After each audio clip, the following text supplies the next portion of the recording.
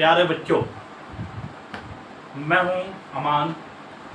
आप देख रहे हैं आपका अपना YouTube चैनल रिफॉर्म विद अमान। अब आप सोच रहे होंगे,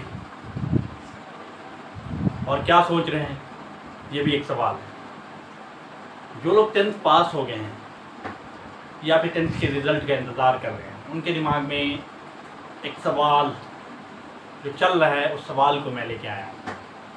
आखिर वो कौन सा सवाल है, ऐसी कौन सी बात है जो मैं लेके आया हूँ, तो मैं पेश करता हूँ।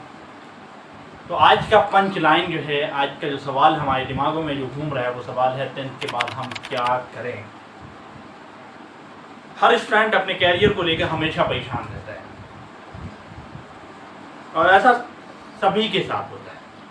मैं भी मेरे साथ भी हुआ, और मुझ जैसे बहुत सारे लोगों के साथ भी होता रहा है, क्योंकि मैं भी आपकी तरह ही एक स्टूडेंट हूँ, आपकी तरह ही आपकी शिक्षा वाले जो पूरा सिस्टम है उससे जुड़ा हुआ हूँ। मैं शिक्षक हूँ या स्टूडेंट हूँ, सारी चीज़ें हूँ, इसलिए मुझे भी कैरियर को चुनने में, कैरियर की चीज़ों को समझने में कई बार परेशानी होती है। लेकिन मैं ये चाहता हूँ कि आपको 10th के बाद क्या करें, इसको जानने के लिए कहीं कहीं भटकना नहीं पड़े। 10th के बाद हम क्या करेंगे, इसे जानने के लिए हमको कहीं भटकना नहीं पड़े, उसकी सही और सटीक जानकारी और हर जानकारी मैं लेकर आया हूं आपके लिए। मैं इस वीडियो में 10th के बाद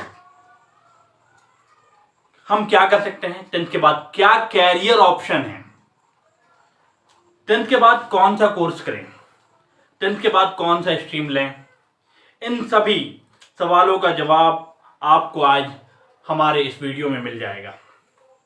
इसलिए इस वीडियो को अंत तक जरूर देखें, ध्यान से, बिना पॉज किए, बिना स्किप किए देखें। और साथ ही साथ आपके दिमाग में जो भी 10th के बाद क्या करें क्या नहीं करें, इससे रिलेटेड अगर कोई सवाल है, आप बिला झिझक हमारे कमेंट सेक्शन में पूछ सकते हैं, और बेशक पूछें, क्योंकि मैं आपके लिए ऐसे ही वीडियो लेकर आता हूं। आप वीडियो जरूर पूरा देखेंगे, तभी आपको सारी चीजें समझ में आएगी। तो शुरू करते हैं कि 10th के बाद हम क्या करें। तो हम सभी को बड़ा होकर अपना कैरियर बनाना होता है, ये मकसद होता है सभी लोगों का, क्योंकि जितना अच्छा हमारा कैरियर होगा उतनी ही अच्छी हमारी जिंदगी होगी।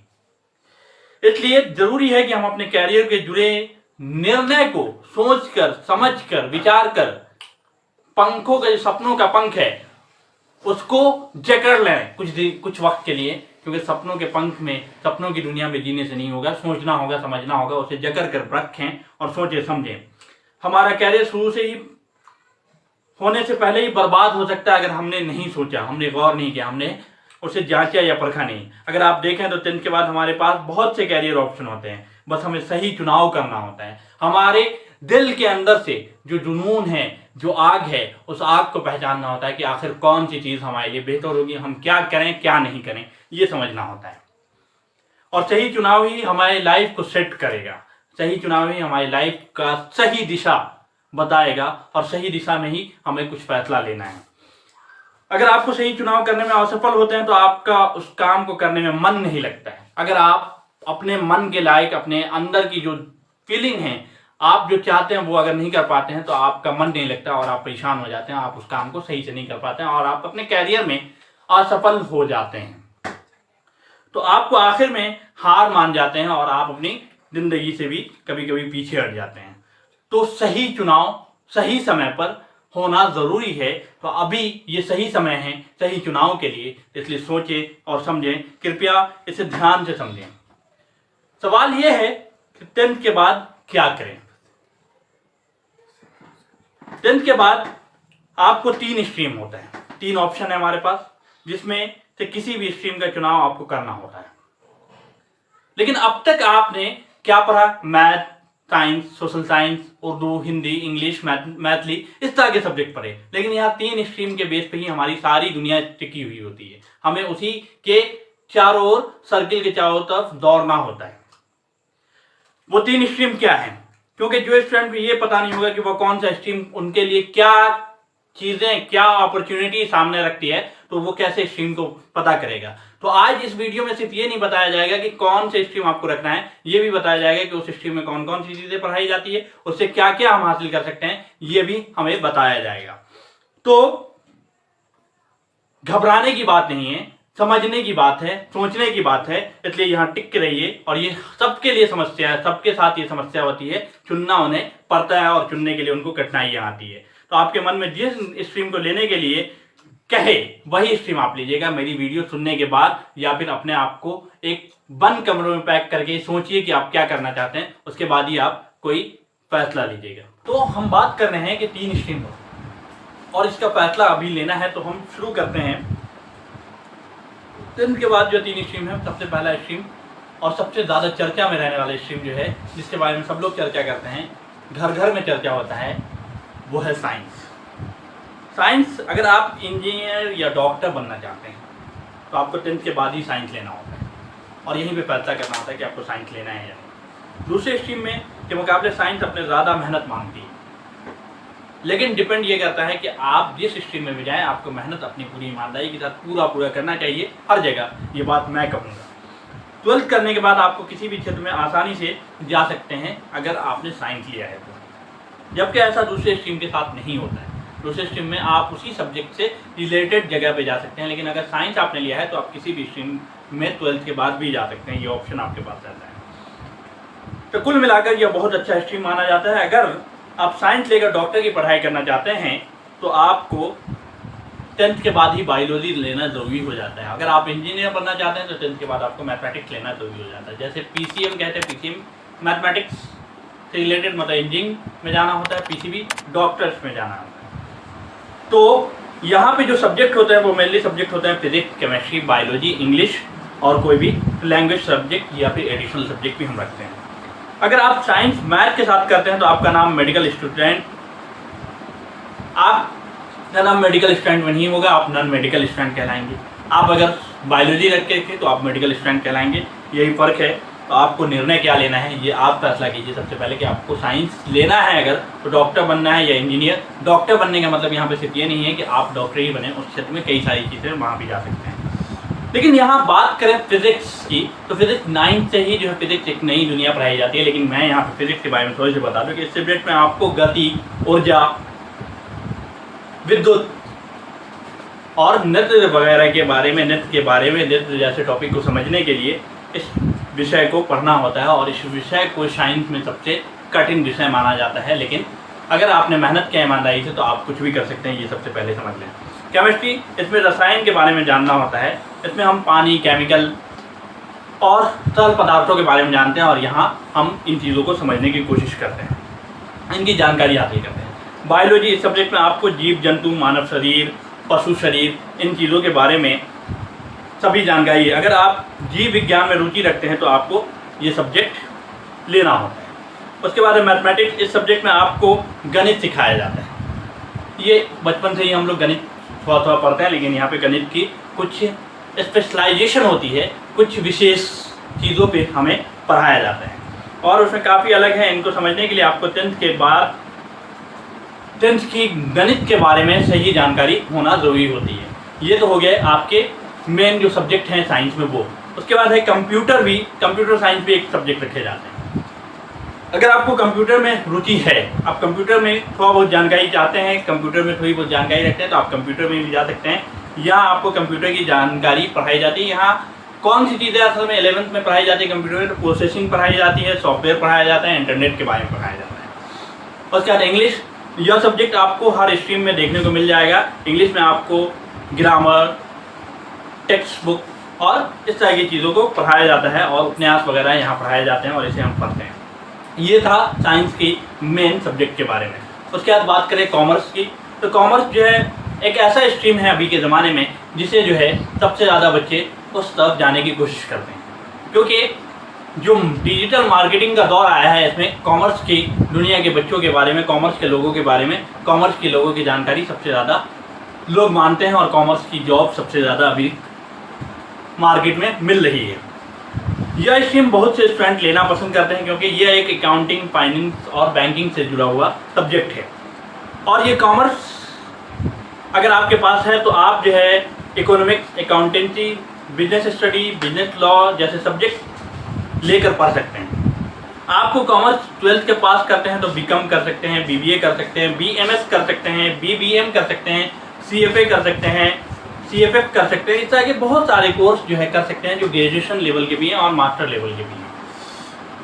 इसमें जो सब्जेक्ट हैं वो हैं अकाउंटेंट। अकाउंटेंट इस सब्जेक्ट में आपको अकाउंटिंग कैसे करते हैं सिखाया जाता है, और दूसरे शब्दों में कहें तो आपको हिसाब किताब की जानकारी पढ़ाई जाती है, जानकारी बताई जाती है।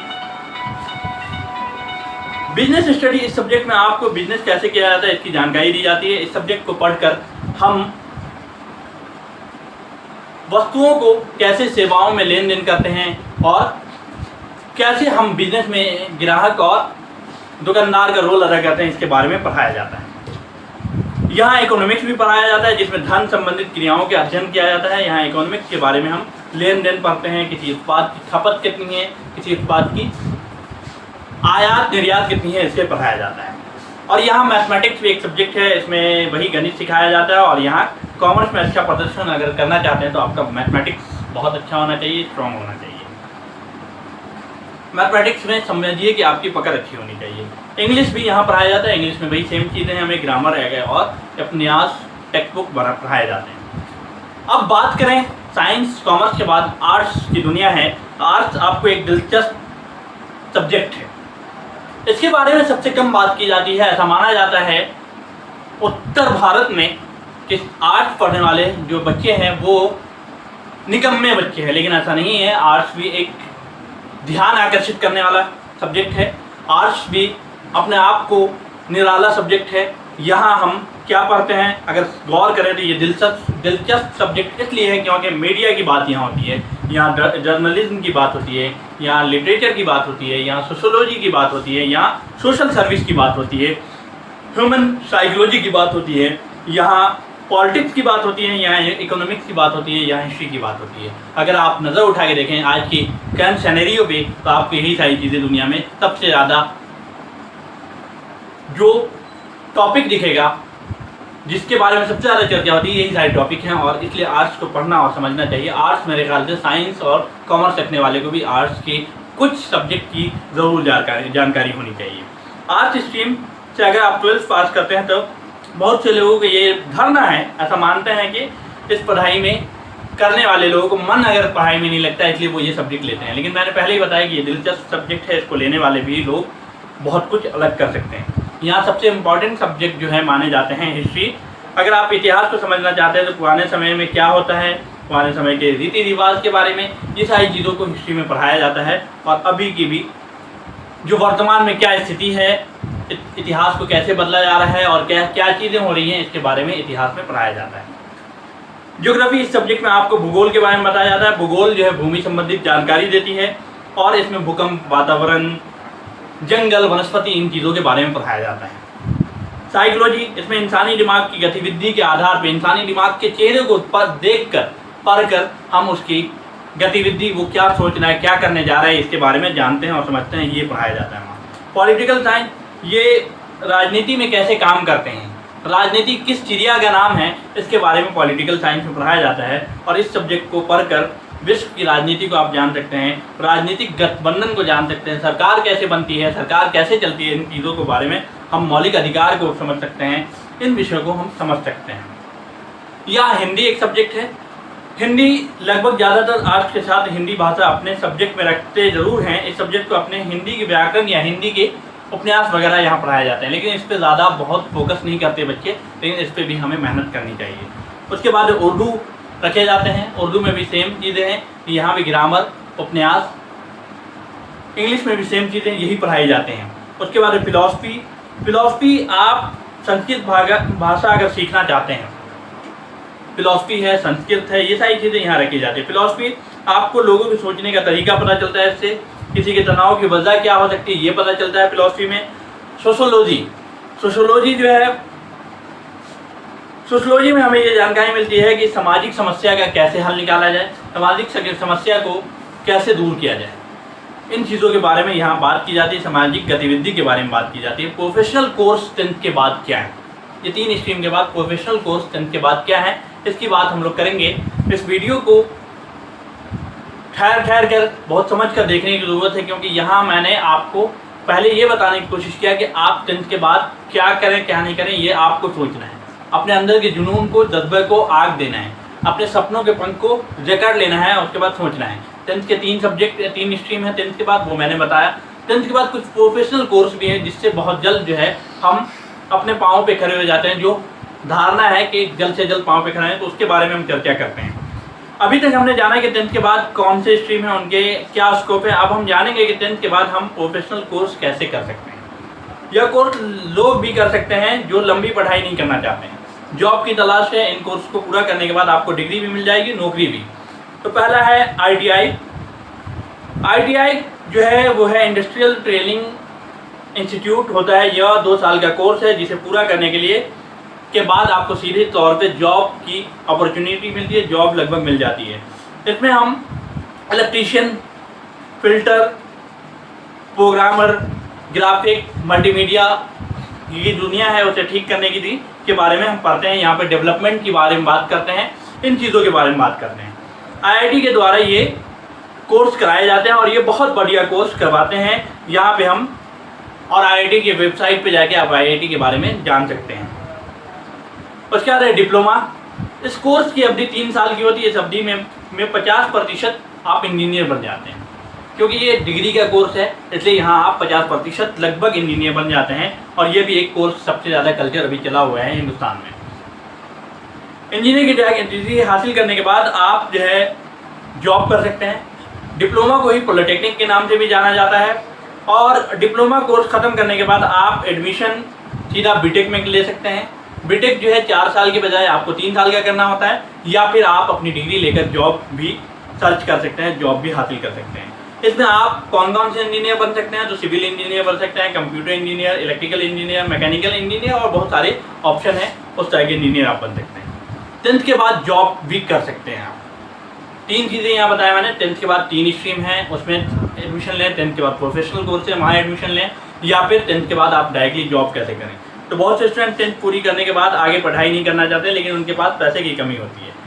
इंडिया जैसे देश में ऐसी गरीबी के दौर में जनसंख्या वृद्धि की वजह से, इन चीज़ों की वजह से लोग पढ़ना नहीं चाहते, जिसकी वजह से उन्हें जॉब करना होता है। तो 10th के बाद हम क्या जॉब कर सकते हैं, तो 10th के बाद बहुत सारे जॉब हम कर सकते हैं और अपने परिवार की आर्थिक मदद कर सकते हैं। 10th के बाद आप भारतीय सेना में जा सकते हैं, रेलवे में जा सकते हैं, BSF में जा सकते हैं, सरकारी नौकरी कर सकते हैं, अच्छा पैसा कमा सकते हैं। सरकार द्वारा इन पदों की भर्ती के लिए हर साल एग्ज़ाम लिए जाते हैं और उस एग्ज़ाम को कंप्लीट करने के बाद हम जो है जॉब हासिल कर सकते हैं। ये सारी सूचना आपको 10th में मिल जाएगी। फाइनली आज हमने जाना कि 10th के बाद हम क्या करते हैं। मुझे उम्मीद है कि यह पोस्ट ज़रूर आपको, ये वीडियो आपको बहुत अच्छी लगी होगी और इस वीडियो से आपने अपने दिमाग के वो कन्फ्यूज़न को दूर कर लिए होंगे कि आपको क्या करना है क्या नहीं करना है। आपको जिस चीज़ में मन लगे, आपके अंदर के जिस चीज़ का जुनून जज्बा जागे, वो चीज़ आप करें। आप अपने सवालों को कमेंट सेक्शन में डाल सकते हैं।